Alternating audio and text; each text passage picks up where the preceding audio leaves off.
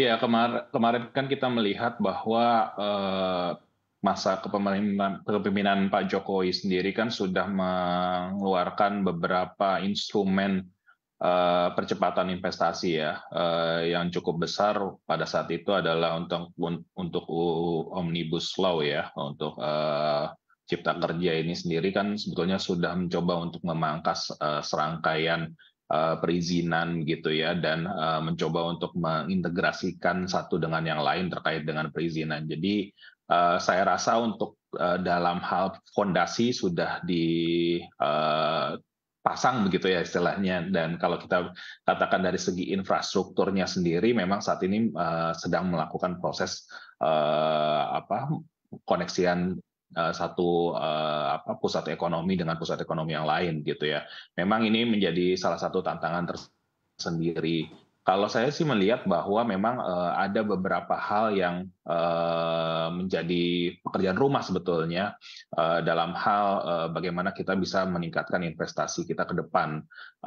Dari infrastruktur sendiri memang sebetulnya fokus yang dilakukan oleh Pak Jokowi selain mengkoneksikan pusat-pusat ekonomi ke depan, mungkin kita bisa mendorong agar memang bagaimana menurunkan biaya logistik yang saat ini juga masih cukup tinggi. Ya, lalu yang kedua, saya rasa masalah biaya energi yang memang sebetulnya masih jadi salah satu hal yang investor masih melihat bahwa kalau misalnya ada biaya yang cukup kompetitif gitu ya, harga yang cukup kompetitif untuk biaya energi di saat ini juga harga energi sedang meningkat, terutama kita berbicara masalah gas.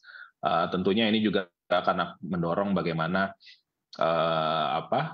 bagaimana investasi bisa lebih masuk gitu ya ke Indonesia. Dan kemarin kita melihat bahwa terkait dengan beberapa hal yang disampaikan juga bahkan oleh Menko Marves sendiri sudah mulai aware ya terkait dengan biaya dari energi ini, bagaimana menurunkan setidaknya tetap berada di posisi 6 US dollar per MMBTU untuk gas gitu. Jadi saya rasa ini hal yang memang sebetulnya perlu dilanjutkan gitu ya untuk menjaga agar sebetulnya program-program yang tadi selain hilirisasi yang tentunya ini bukan program yang jangka pendek ya dan ini jangka yang cukup panjang tetap berjalan begitu dan tentunya kalau kita berbicara mengenai hal tersebut ya untuk yang hilirisasi sendiri kita perlu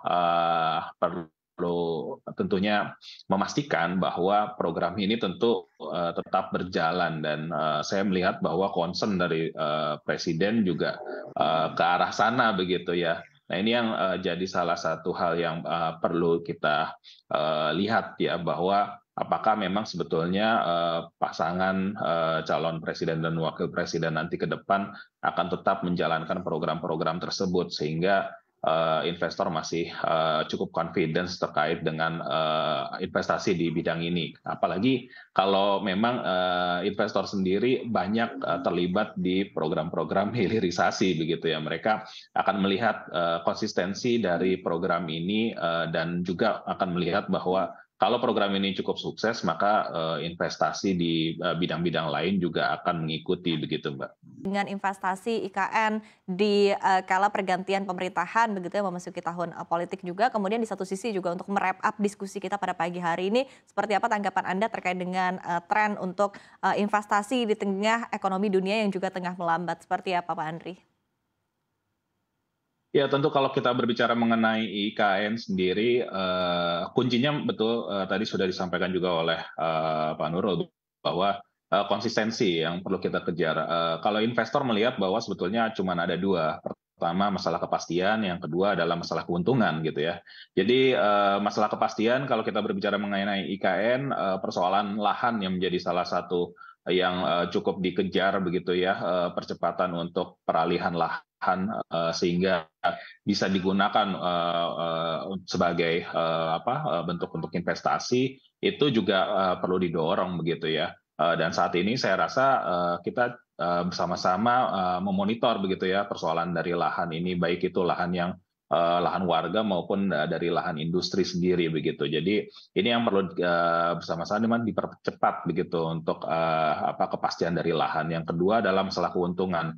Karena kita melihat bahwa ini adalah pusat pemerintahan, tentunya di mana di dalamnya sendiri tidak hanya mungkin kalau bisa ya sebetulnya tidak hanya ASN saja yang pindah ke sana begitu, karena dari jumlah ASN sendiri pun tidak seberapa kalau kita berbicara mengenai pusat bisnis misalnya yang ada saat ini di Jakarta, dan tentunya ini perlu menjadi gula-gula gitu ya bagi investor ke depannya, sehingga melihat bahwa IKN sendiri cukup menguntungkan di jangka yang panjang gitu. Nah, kalau kita berbicara mengenai saat ini ya perlambatan ekonomi, memang salah satu kuncinya ini adalah saat ini kita melihat bahwa China sendiri ini tumbuh di bawah prediksi begitu ya, 5%, di bawah perkiraan dari investor juga begitu bahkan.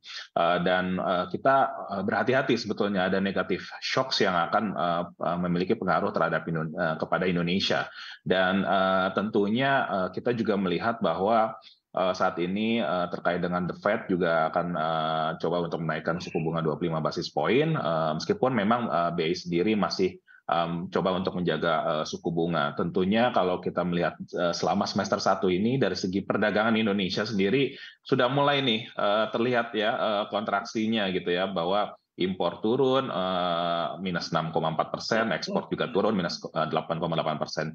Jadi saya rasa kembali lagi bahwa semester 2 kita akan tunggu untuk datanya di Agustus, bahwa kemungkinan besar sebetulnya di semester 2 ini akan ada sedikit perlambatan begitu dari segi ekonomi secara agregat, tetapi saya rasa masih ada angka pertumbuhan, meskipun kita dari Indef sendiri mencoba untuk melihat bahwa sekiranya mungkin 4,8% pertumbuhan di tahun 2023 ini, dan tentunya ini masih memberikan kembali lagi ya masalah investasi untuk jangka panjang, bukan hanya satu tahun ini saja begitu ya.